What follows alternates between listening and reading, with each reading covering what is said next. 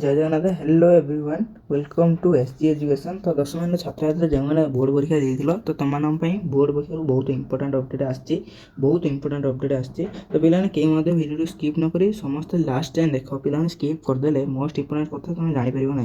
ठीक अच्छे। तो पिलाने जो मैंने आम चैनल को नुआ कर जल्दी जल्दी सब्सक्राइब कर दियो और तुम सांगसाथी मानक सेयार कर दियो। ठीक अच्छे।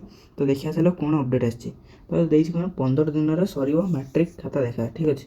तो 15 दिन भितर आमर मैट्रिक खाताटा देखा सर। ठीक अच्छे। देला कटक पक्ष यहाँ बोर्ड आसी पूरा माध्यमिक शिक्षा परिषद बोर्ड द्वारा प्रचलित मैट्रिक परीक्षा खाता देखा आसंता 19 तारिख आरंभ हो। राज्य 51 के परीक्षा केन्द्र में प्राय 15,000 शिक्षक खाता देखिए। एथि सब जिला शिक्षा अधिकारी को बोर्ड कर्तृपक्ष कौन चिठी लिखिं।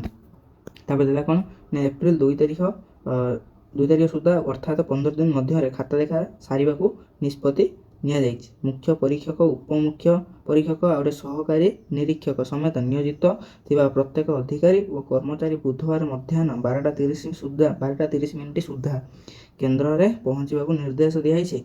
मूल्यांकन पूर्व अर्थात प्रत्येक दिन पूर्वाह्न 10टा सुधा केन्द्र में पहुँचे।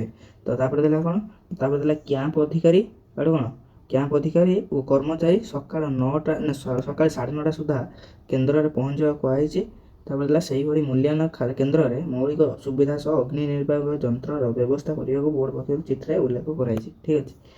तापर कौन था ना चलित वर्ष राज्यर 5,62,612 जन छात्र छात्री मैट्रिक परीक्षा देवाक फर्म पूरण करते। तो एथि बोर्ड परीक्षा द्वारा मोट 3,081 परीक्षा केन्द्र कराइला। गत फेब्रुआरी 19 तारिख परीक्षा आरंभ हो मार्च 2 शेष होता। पाखापाखि 12,000 छात्र छात्री अनुपस्थित थे। तो मे मास प्रथम कि द्वितीय सप्ताह फल प्रकाश बोर्ड पक्ष योजना रही। एनिमते आसंता 19 तारिख अर्थात गुरुवार ठारू सब्जेक्टिव उत्तर खाता मूल्यांकन करा। तार हाथ में गोटे दिन थी बोर्ड मूल्यांकनकारी परीक्षक सुपरभाइजर समेत नियोजित प्रत्येक कौन पदाधिकारी निमंते मार्गदर्शिका जारी हुई। तो मूल्यांकन केन्द्र में मोबाइल को संपूर्ण बारण करा बेले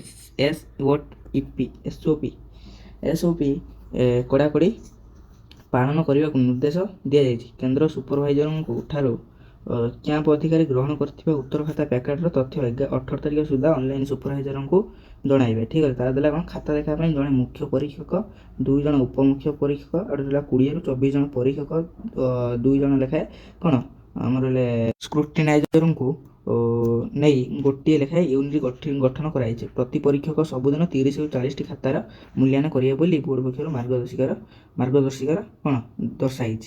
तो पिलाने एतिक थिला बोर्ड रू थिला नोटिस। ठीक अच्छे। तो पिलाने तुम वीडियो लाइक सब्सक्राइब कर दियो और तुम सांगाती शेयर कर दियो। वीडियो एड रखुच्छी। जय जगन्नाथ।